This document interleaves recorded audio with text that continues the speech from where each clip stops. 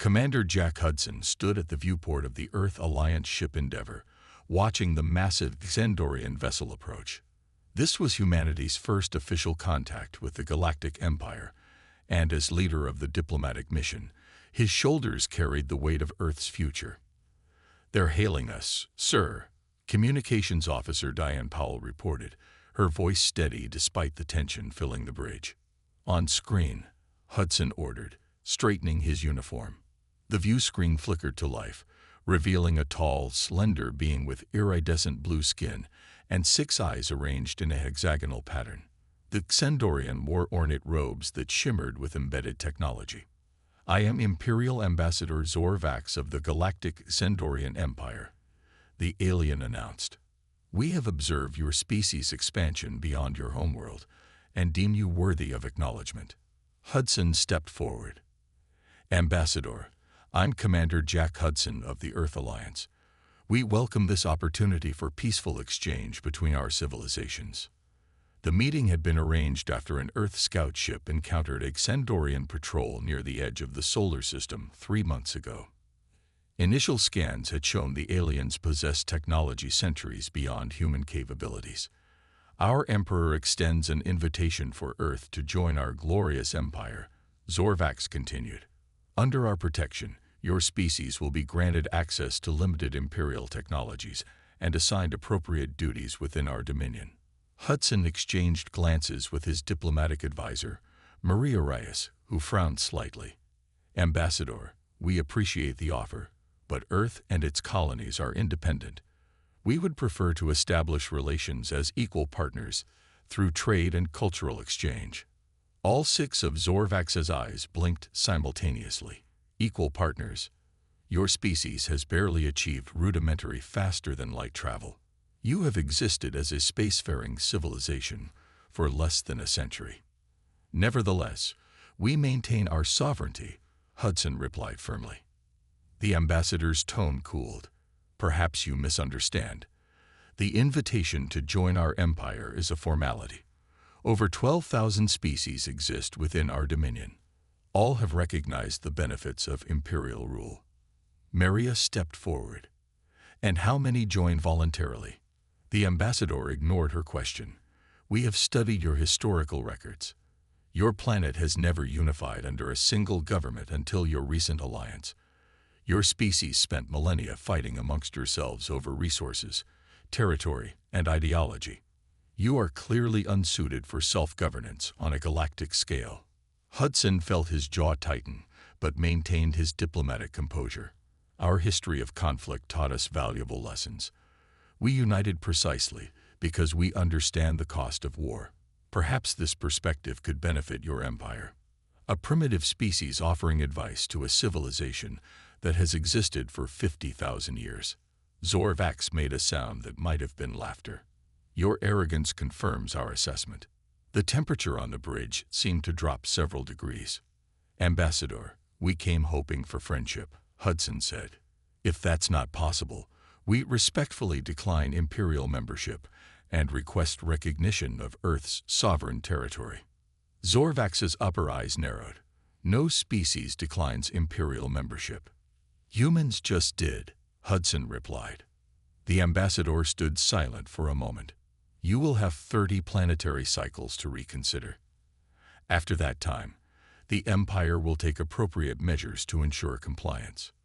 Before Hudson could respond, the transmission ended. Lieutenant Ryan Kelly broke the tense silence. "Sir, did they just threaten Earth?" "They did," Hudson confirmed, turning to his crew. "Send everything we have on the Xandorians to Alliance Command. We need to prepare for all possibilities." As the Endeavour turned back toward Earth, Hudson watched the Imperial ship shimmer and disappear into faster-than-light travel. Humanity had faced many challenges in its history, but nothing like the Galactic Empire. He hoped diplomacy would prevail, but the determination in Zorvax's voice suggested otherwise. "Get me Admiral Miller," he told Powell. "The Alliance needs to know. We may be heading for war." 30 days after the encounter with Ambassador Zorvax, Earth Alliance military leaders gathered at Luna Base.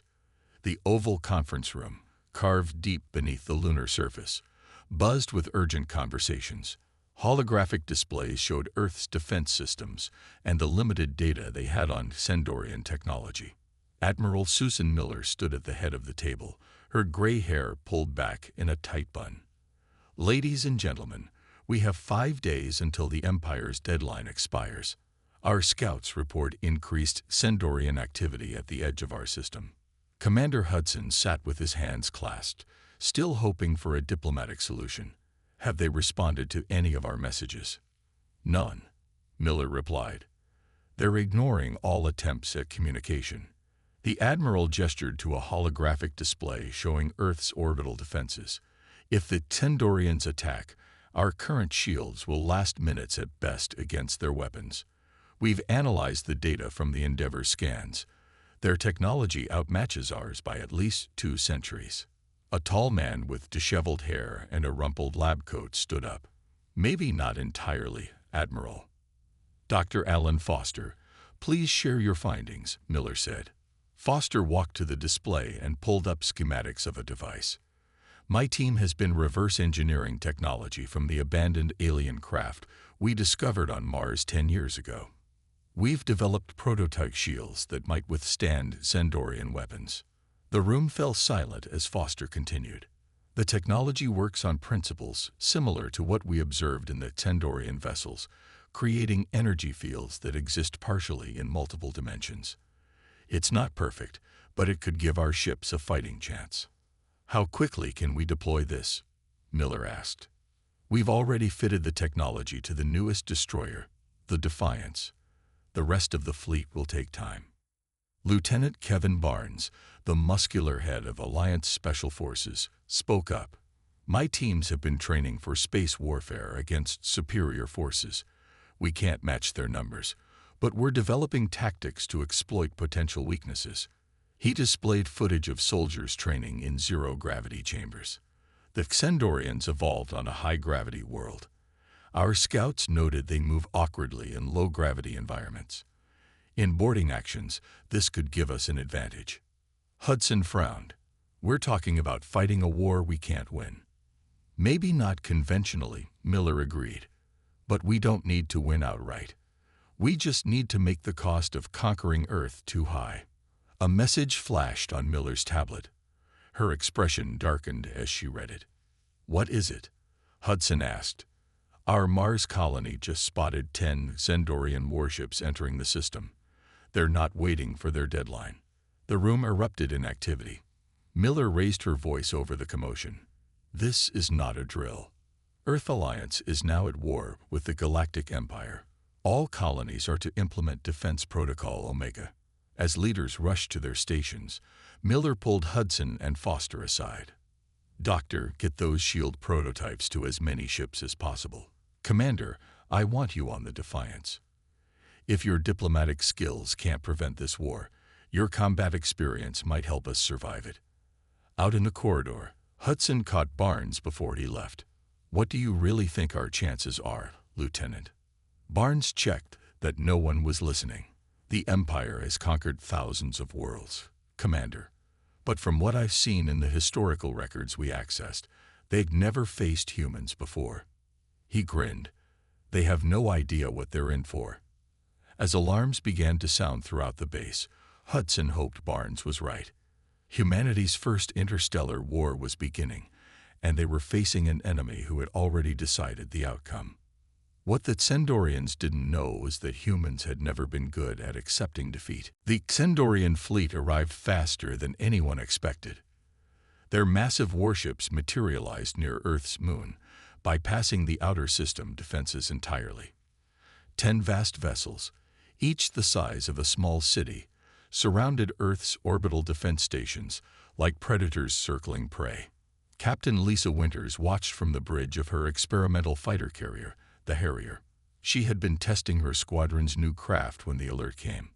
"All pilots to stations," she ordered, her voice calm despite the chaos unfolding across Earth's orbital defenses. "Prepare shadow formation." Her ship carried 30 of the new Eclipse fighters, equipped with Dr. Foster's prototype shields and stealth technology.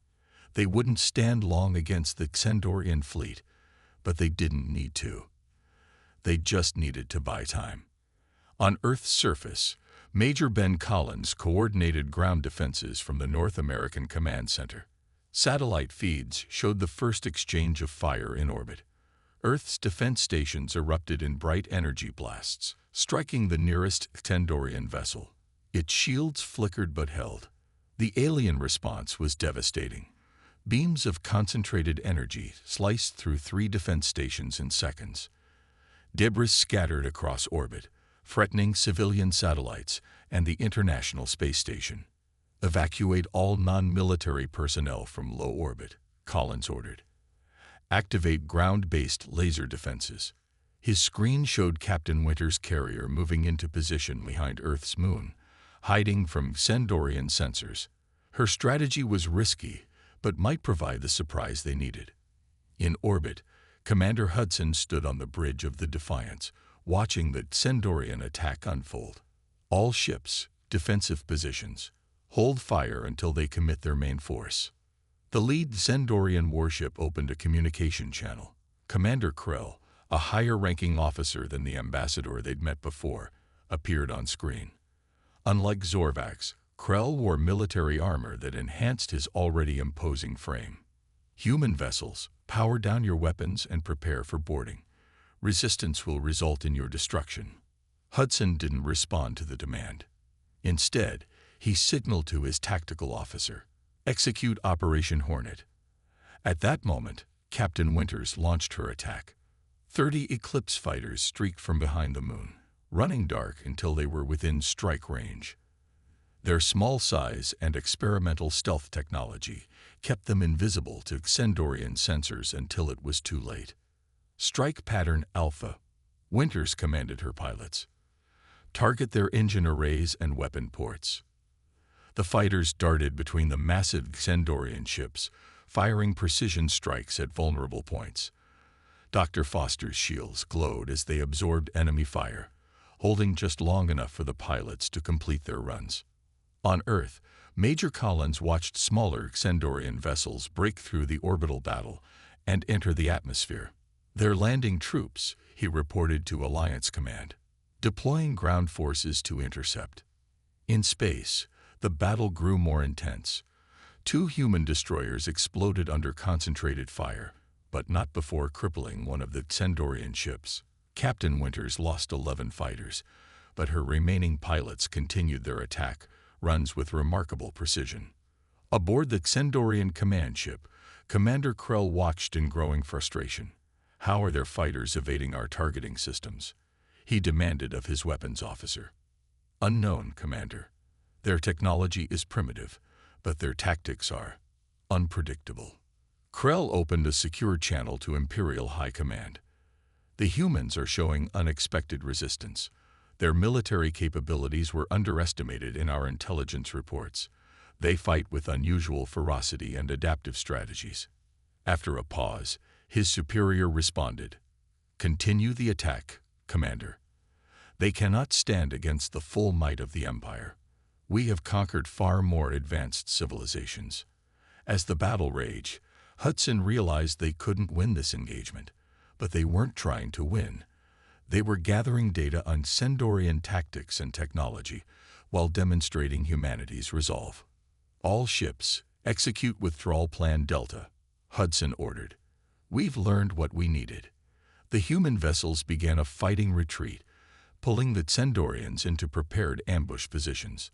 The first battle was lost, but the war had only begun. 3 weeks into the war, Commander Hudson stood in the hidden command center deep beneath the Rocky Mountains. Holographic maps showed the current situation. Earth's major defense fleets had been devastated, and Xendorian forces controlled most of Earth orbit. But humanity was far from defeated. "Operation Hornet's Nest is ready," Hudson told the gathered officers. The plan was bold but necessary. With conventional warfare failing, Earth forces had shifted to asymmetric tactics that played to human strengths. "The Xendorians expect us to protect our remaining orbital assets," Admiral Miller said, pointing to the display. Instead, we'll abandon them as bait while Lieutenant Garcia leads our main strike." Lieutenant Olivia Garcia nodded. At 32, she had become the Alliance's most successful raider captain. Her dark eyes showed no fear, only calculated determination.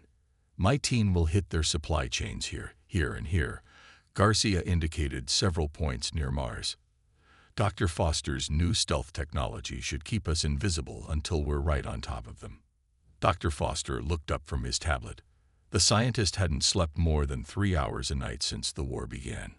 "The stealth tech works by bending light and other emissions around your ships. But it's not perfect. Stay at least 10,000 kilometers from their sensor arrays." "What about the virus?" Hudson asked. Foster displayed a simulation. "We've analyzed their navigation protocols from captured data. This virus attacks the quantum algorithms that coordinate their fleet movements.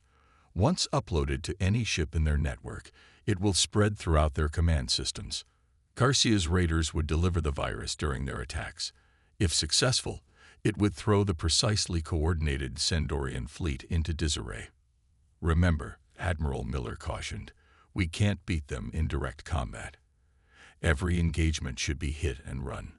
Strike quickly, then disappear." The room shook as distant explosions reached them. Zendorian bombardment of the surface. Their attacks had grown more aggressive after each failed attempt to crush human resistance. "They expected us to surrender after they took out our main fleets," Hudson said. "They don't understand human history. We've spent thousands of years fighting each other. We know how smaller forces can resist larger ones." In space, the plan unfolded. Lieutenant Garcia's raider fleet, consisting of 6 modified stealth frigates, approached a Xandorian supply convoy near Mars. The alien ships moved in perfect formation, their crew never expecting an attack this deep in their controlled space. "All ships dark," Garcia ordered. "Weapons hot.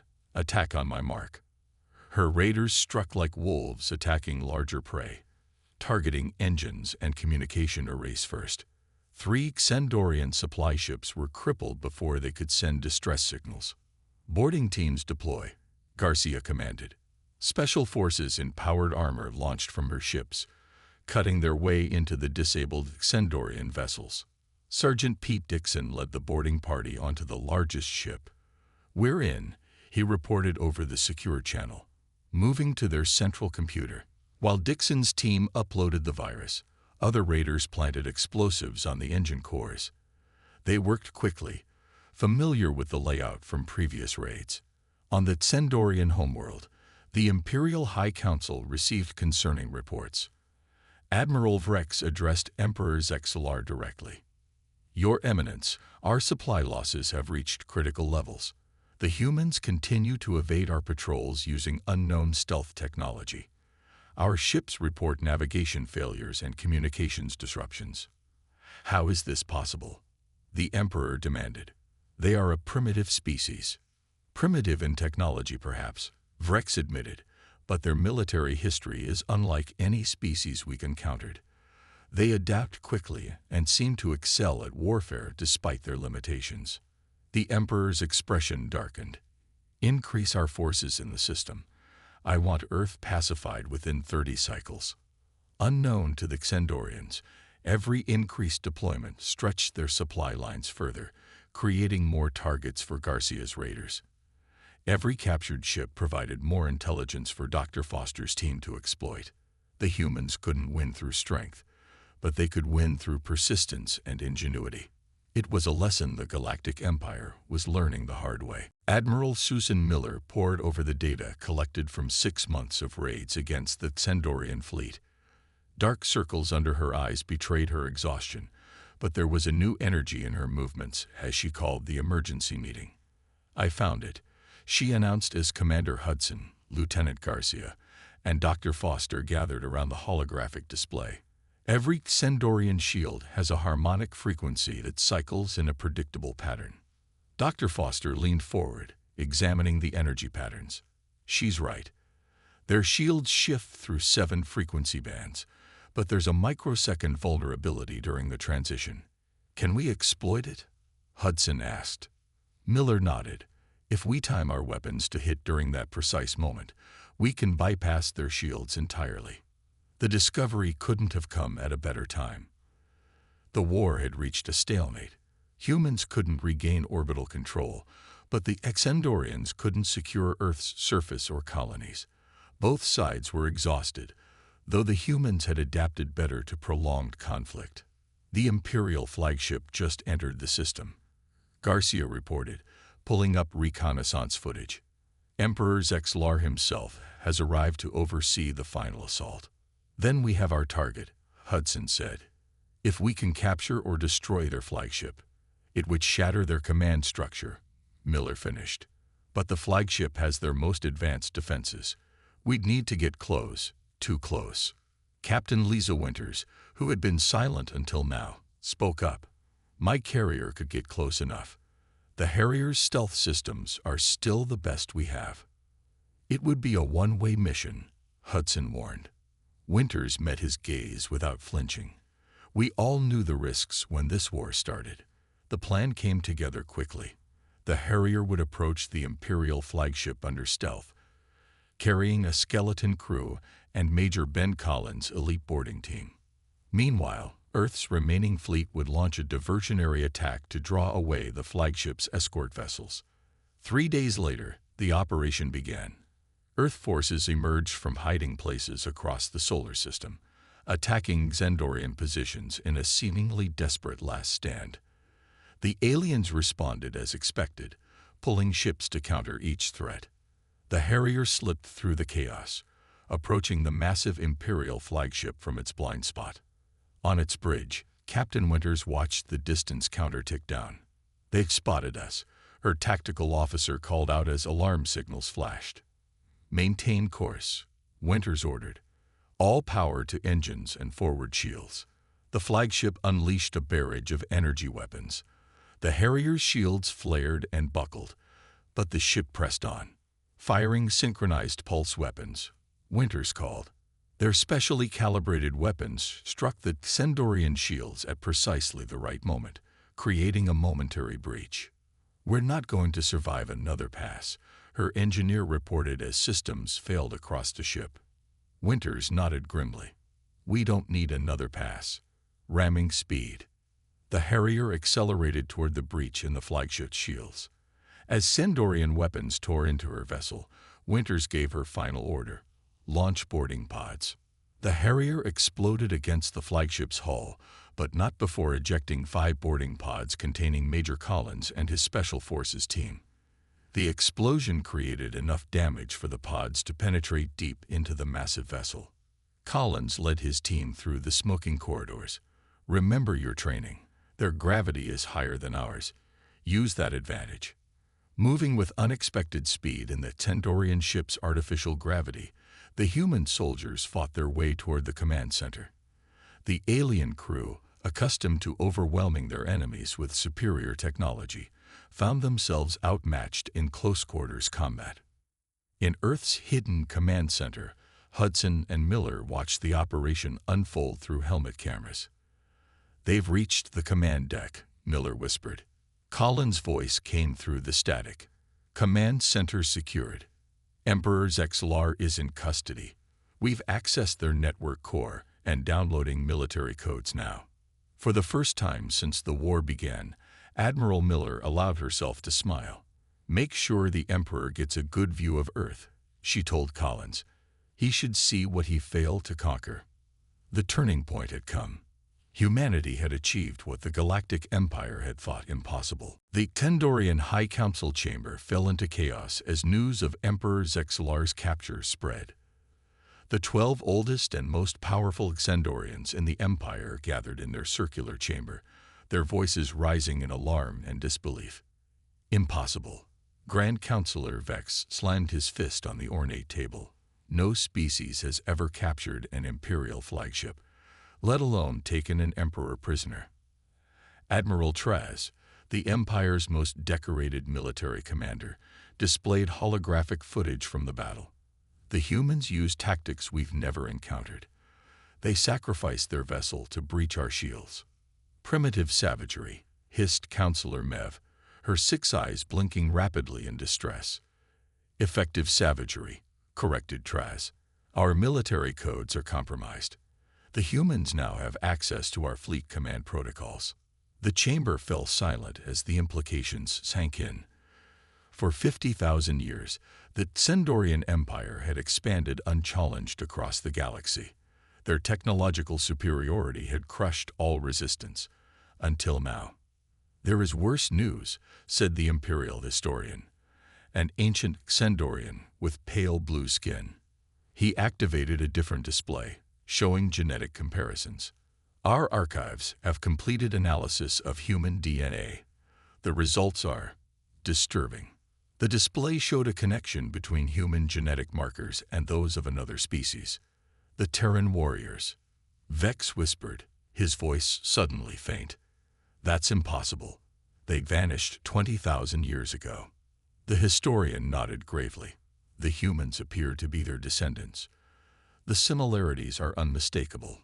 The council erupted again. The Terran warriors were legendary even in Xendorian history, the only species that had ever fought the Empire to a standstill before mysteriously disappearing. "This changes everything," Admiral Traz said. "If word spreads that the descendants of the Terran warriors have returned and defeated our forces." He didn't need to finish. Already, reports were coming in from across the Empire. 3 subjugated worlds had declared independence upon hearing of the Emperor's capture. The empire that had seemed unbreakable for millennia was showing its first cracks. "We must recapture the Emperor at any cost," declared Vex. "Prepare the Void Cleaver." Even the other council members looked shocked. "The Planet Killer. That weapon has not been used in 10,000 years, protested a younger counselor. "We have no choice," Vex replied. "The humans must be eliminated completely, along with their world. The Empire's survival depends on it." On Earth, Dr. Alan Foster and Lieutenant Olivia Garcia worked frantically to decipher the Xendorian military data obtained from the captured flagship. The information was overwhelming. Details on thousands of worlds, weapons systems beyond human understanding, and communications from across the Empire. "I found something," Garcia said, pointing to a series of encrypted transmissions. Heavy resource movements toward a facility called Nexus Prime. Everything classified at the highest level. Foster ran the data through his translation algorithms. His face paled as he read the results. "They're activating something called the Void Cleaver. From what I can piece together, it's a weapon capable of destroying an entire planet." "How long do we have?" Garcia asked. "The weapon needs to charge, based on these power calculations, 3 days at most." Garcia immediately contacted Admiral Miller and Commander Hudson. "We need to strike Nexus Prime immediately. It's in the Antares system, heavily defended." Hudson studied the facility schematics. "Conventional attacks won't work. We need something else." Foster looked up from his work. "What if we use their own technology against them?" The Emperor's flagship contained command codes for all Imperial systems. "Could we shut down the Void Cleaver remotely?" Miller asked. "Better," Foster replied. "We could potentially redirect it, turn their planet killer against Nexus Prime itself." The plan was dangerous and required perfect timing. While the Empire prepared its ultimate weapon, humanity prepared its counterstrike. The captured Emperor, now held in a secure facility on Europa, watched with growing disbelief as his captors moved with purpose and coordination he had thought impossible for such a young species.